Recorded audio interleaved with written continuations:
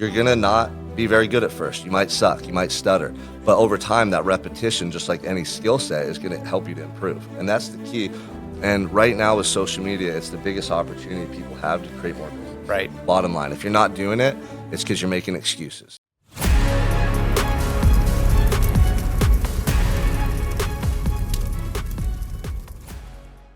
Welcome back to another episode of the Unstoppable Mindset Podcast. I'm your host, Sean Michael Crane. We're here at the Santa Barbara Mastermind. I got my man, Jordan Lung, came all the way out from Florida to support and represent. So today we're going to find out who is Jordan Lung, right? What I do know is he's the co-founder of the Hub Network. Go to thehubnetwork.com to check out what these guys are doing. Jordan Lung, Reagan Weiss, I said his last name right. They're killing it, right? They're going to help you with your content, your media. And I'm going to let Jordan share a little bit about what he's doing in the business world for business owners predominantly.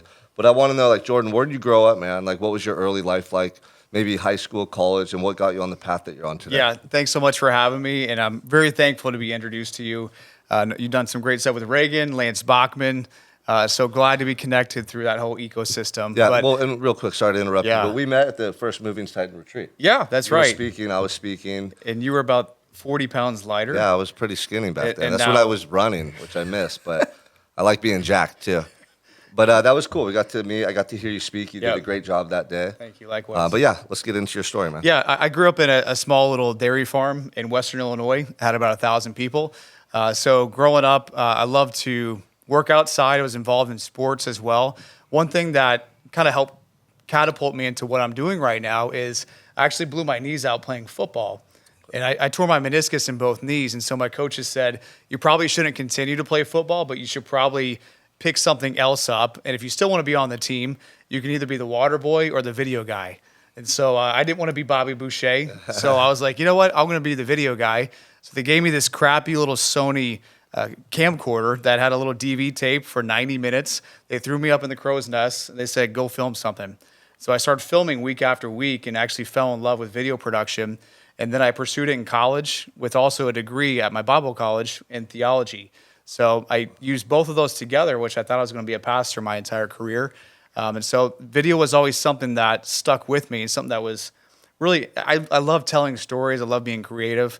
And so I took those ideas, that same concept of just being creative and actually making value out of it, and eventually made a business out of it. So that was 2012. I started my first company called JL Video. And so we grew that business. And then eventually I met Reagan Weiss, my business partner with the Hub Network, in 2017. Did not like him when I first met him. Is that true? Yes. Why didn't you like Reagan? He was very brash to me. Yeah. He was not very, Not Uncle Reagan. you know, the first thing he said to me was, he goes, what's your name? I was like, I'm Jordan Lung. He said, never heard of you. I felt very small. I said, okay, thanks. What's your name? He goes, Reagan Weiss. I said, never heard of you either. And he was in contracting. So he goes, what do you charge for videos? I said, what do you charge for a bathroom remodel? And at that moment, he's like, I like you. So we started connecting. That was 2017. And so we grew our relationship, doing work together, doing video production for them. And eventually he sold that company, but we just stayed very close. And we always knew that our bond was just more than just contractual, that we would become business partners one day. And so an opportunity came for us to start another venture, helping small businesses learn from what we had done in our other companies, growing media, telling your story, building your personal brand, becoming basically a hometown titan, if you will, in your industry. And so we built this company called the Hub Network. So primarily my responsibilities are the marketing side with Reagan, and producing the video production content with my team, the website, the ads. We also speak together a lot on TV, on podcasts, different conferences that Reagan's been able to build relationships with. And so then that's essentially my roles that I function at that company. I love that, man. I love how a little bit of adversity, getting hurt, right, playing sports, turned into you finding a passion for videography, it sounds like. Yeah. That's really cool. And, you know, you work predominantly with business owners, blue-collar business owners, right? That's my clientele. In my coaching program, I help blue-collar business owners with their health, their mindset. And, you know, I didn't really know much about, like, the blue-collar world when I first got introduced to guys like Tommy Mello, Lance Bachman. I knew what the trades were, but then going to these conferences, seeing these massive companies and the success these guys are accumulating, I was pretty blown away. you know. And now when young people ask me like, hey, what should I do out of high school? One of my first responses is look to get into the trades. There's so much Yes. opportunity. There's limitless amounts of opportunity, you know, versus going to college and now you're in debt and you don't know what you want to do with your life, Right. right? So, how are you helping these guys to find success in their businesses or to leverage marketing or social media? Like, what is it you're doing exactly? Yeah. So what I find is many times these individuals are really great at what their skill set is, the actual trade, but they suck at telling that story. So a lot of times what we do is we help give them that voice. We always like to figure out who is their ideal customer, and then we talk to that ideal customer. I like to know their story as well, their core values, their business history. And so all these different aspects, more or less on an intake interview process, is what we utilize to then tell that story. So then the way that that functions or is executed out is your brand story video is the very first thing that we always recommend that they do. It's about a 90-second long video, and you answer the question, why do you do what you do? And it should be very core value based. It shouldn't be, we've been here for 50 years, we're open from 9 to 5, come see us, like you would see on TV back in the day. It should make you feel something. It should also be that one differentiator that makes you different from everyone else. Your story is something that is yours, and your story is something that no one else will have. Yeah. So if we can tell that in a way that elevates that brand, that's the very first thing that we do, because that story permeates into all the different marketing capacities and platforms and opportunities for them to then keep sharing that story. Yeah. It's such an impactful part. Other types of videos we then execute as well. Let me interject. Sorry to interrupt you, but that's what I tell like Tyler over here, and we have other guys that I work with who are business owners. People are going to buy from you more so because they resonate with who you are and like 100%. Hobbies that you have and passions that they have that you share in common, more so than the fact that you're a fucking contractor or a plumber or whatever it is, right? You got to build that trust, that real rapport with your audience. And so how, is that one thing that you help business owners do? It sounds like with the brand video you do. Yeah, you absolutely. Try to get clear on their core values and who they are as an individual or what their culture is. And then you share that via social media. Right. And what platforms and like what channels of communication are you using? Yeah, we're using a lot of the Meta platforms. So we're using Facebook and Instagram primarily, but we do a lot on YouTube. Some of our clients do use TikTok. I'm not super skillful in TikTok, to be totally honest. It's a lot of consumer based, a lot of shopping, live shopping that is done on there. But some businesses are growing their brands on TikTok, but it's primarily YouTube, Facebook, and Instagram is what we do a lot. If they are B2B or they do have a commercial arm, we do also make sure that they're positioned on LinkedIn correctly. LinkedIn is a gold mine. If you are doing B2B sales, there's some businesses that are doing a large amount of commercial side, so they have to be on LinkedIn. LinkedIn ads do cost more money than Meta. However, you're going directly to that target audience that you can pinpoint what their job title is. So if you want to work for that CEO, maybe you have a large roofing company and you're trying to get big contracts for, say, gas stations around the area, you can find those individuals that are CEOs of those or managers, if you will, those fleets or those different types of businesses. So those are different platforms that we recommend. So do you start everyone off that you work with organic content, or is it right into paid content? It's right into organic first. So if you were to ask me years ago, I would have said flip-flop. Right now, it's almost all organic. And here's the reason why. Organic content is the way in which you then decide what to pay for. So in other words, if you have a message or a series of videos that the message is resonating well with the clicks, with the impressions, with the view rates, if your view is pretty much 3 seconds or less, you know your video probably is not resonating. It's underperforming.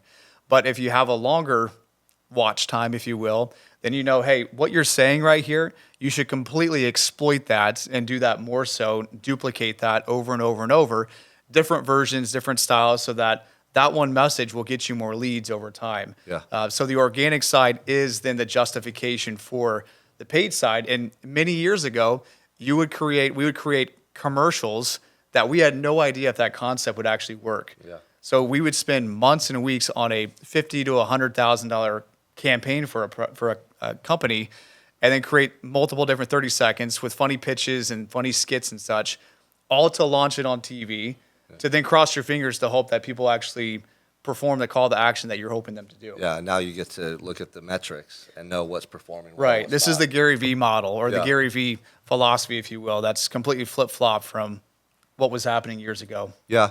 And I was hearing Gary Vee talk recently and some other marketing people, and they're saying even now more relevant is just individual pieces of content versus posting all day long and just really like hammering your audience with repetitive content. It's the quality, right? And that comes back to being able to understand who your audience is and to communicate a message to them properly. Do you coach people on that? Yeah, because business owners, they're in the business to grow the business. They know that trade, that particular business. Do you teach them about, how to speak on camera, how to articulate themselves, what to do, what not to do? Oh, absolutely. Yeah, there's a lot of times where our clients have the RBF face. we have to say, hey, you did a great job. What does that stand for? Are you allowed to say that? No, I'm not allowed to say that. My kids will watch this. Look it up. RBF. Yes. It just means you don't look very happy. Smile. You need to smile. Yeah, you don't look very pleasant. No, so essentially, we then coach them. One of our favorite things on set when we're coaching individuals is saying, hey, that was a great job. We're going to try that again, and here's what we're looking for. And we give them specific things. A lot of times it's smiling with your eyes, smiling obviously as you speak, how to use your hands, how to enunciate yourself, eliminate the ums. I used to say and I stuttered sometimes a lot. And in seminary, thankfully, you had to record yourself doing speeches or sermons, and you had to watch it back. And then you had to grade yourself on what it was, and it was absolutely humiliating because you're watching this in front of the whole class, and then you're all scrutinizing, hey, you could have said this point better, you could have enunciated this part more effectively. And so thankfully, that part helped me to then coach the individuals, because again, back to what we talked about earlier, they're great at laying down roofs or laying down the plumbing installations or HVAC units, but they just have to tell that story. They really have to be the megaphone. They have to be the main storyteller of that brand, because if they're not doing that, their competition is, and guess who's going to fall in love with them? It's going to be the competition versus that other company. Yeah. What do you say to business owners who would kind of like have a rebuttal, like, oh, well, I run the business, I do, I do these things, but I don't do content. I'm not good on camera. I don't want to do that. Yeah, I would just say get ready to work at Home Depot. I would say get ready for your competition to wipe you off the map. I'd say you're probably not ready for business, and you don't understand the implications of running a business in 2025. You have to be in front of the camera. You have to be there. Also lifting up people. You got to lift up the community. You got to lift up your employees. You got to praise them, encourage them. Men right now are they've always been, but especially with media, men have always been so drawn to the respect as the great thing that they can get from the work that they do. Yes, the money's awesome, but you tell a man how much respect that they're going to get, or give them respect based off the kind words you say on video in front of your entire audience, hundreds of thousands or thousands of individuals in your community. That stuff really means a lot. That stuff will last for years and years and years to come. So if they can keep telling, again, organic content that's going to make an impact, tell their story, lift others up through it, it's just a matter of time before people in their community are just going to keep falling in love with them. Yeah, those are all really good points. What would you tell somebody right now who's watching this, who's not putting out content to promote their business? They're not building relationships with people online. Where do they start? Well, it's one of those old adages that the spark is always going to light the flame. I like to listen to different individuals on YouTube. Omar El Khattori is an individual that I love to listen to on YouTube. Cody Sanchez, I enjoy her. Alex Hormozy. And it's interesting. The one piece of advice that I've been hearing over and over that I really agree with is that if you can give one long form piece of content that's around 8 minutes or so long per week, that you can also trim down into multiple reels out of that over and over and over. Absolutely. Over and over and over for 6 months as a minimum. You're doing that every week. So you've done that 26 times. Then you for sure are going to start seeing a positive impact that you're going to make.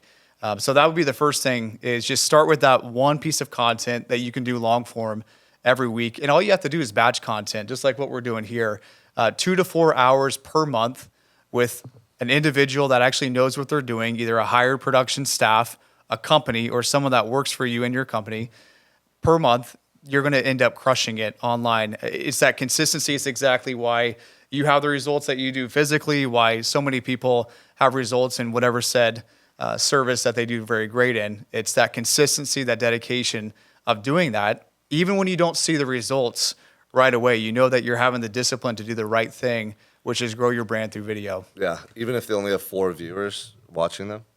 Yes. Yeah, I remember when I first started doing Facebook Live videos, I'd have like 10 people watching, but I always acted as if a million people were watching me. Well, I saw this cool picture the other day, and it said, right now, like we get down, or people get down on themselves if they just think, oh, I only had 100 views. But then they showed an image of 100 people in one room. Yeah. You're like, that's actually not that bad. Like then if they you're showed speaking from stage, right. right? Then they Yeah. showed 1,000. You're like, 1,000 actually feels like That's a lot of people. You know, some of my reels organically. I was showing one of your team members, just it has just a couple thousand views, and sometimes you just take that for granted. But then you go 3,000 views. That's a decent crowd size. So yes, even though you're going to get better no matter what, you're going to take other benefits besides just the views itself. A lot of times too, one of the biggest negative things that I would just highly advise against is just don't get down when you don't see those results come to fruition like what you think. Take away your expectations. If you're not paying for it, you're still going to get the organic views, but over time you will grow that out. Well, And and you it's got to be good practice, at that. right? So if Yeah. someone's listening to this and they're like, all right, I'm going to start posting, like Jordan said, every day. I'm going to create a podcast or go live on Facebook or Instagram or whatever it is. What do they talk about? Biggest thing they talk about is their story. Their story is what makes them unique. Your struggles are unique to you. Your accomplishments, your family, what your core values, your principles that you run your life by, that's all unique to yourself. So I would definitely talk all those different parts. The other thing too is I like to listen to Robert Herjavec. He's one of the sharks off the Shark Tank. Is my favorite shark to listen to, even though I like Mr. Wonderful quite a bit.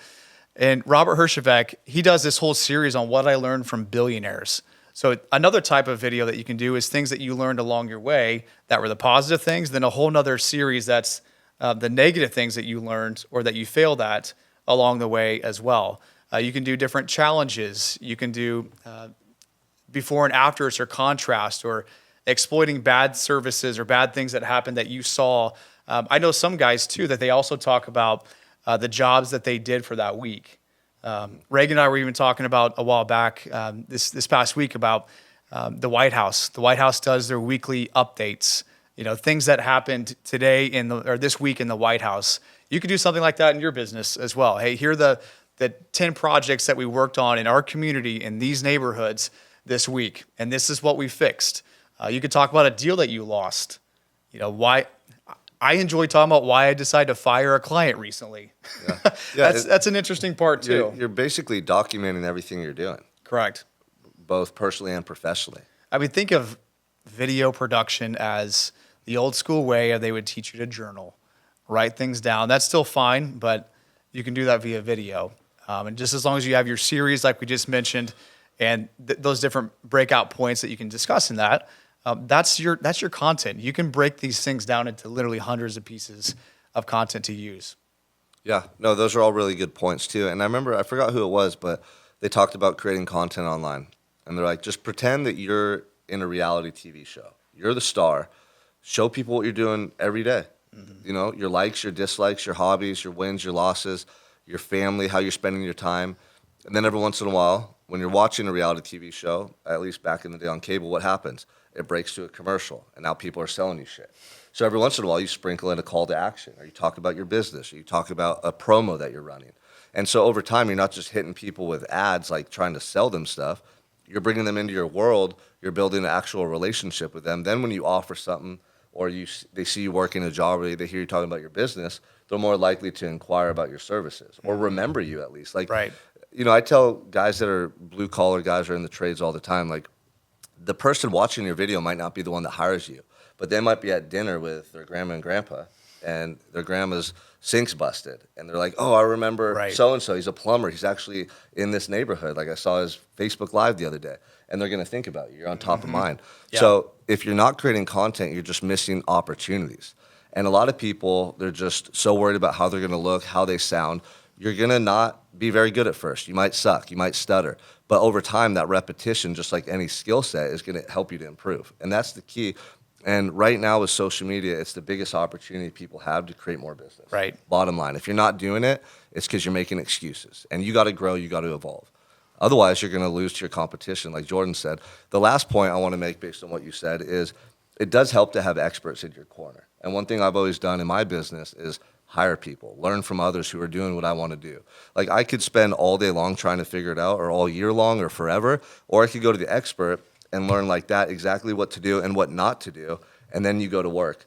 And yeah, it's going to cost you money. Yeah, you got to invest in yourself. But what you're doing is you're buying their certainty, their experience, their knowledge, and that's how you expedite your results big time. Mm-hmm. So if there is somebody that's listening to this that wants to learn more about what you do and maybe hire you or ask you questions, where can they find you? Where can they reach you? Yeah, I think the easiest route is to find us on thehubnetwork.com. We have a contact form. My other agency, tradeupmarketing.com, is another asset that individuals could use as well. Also, you can engage with me on Instagram.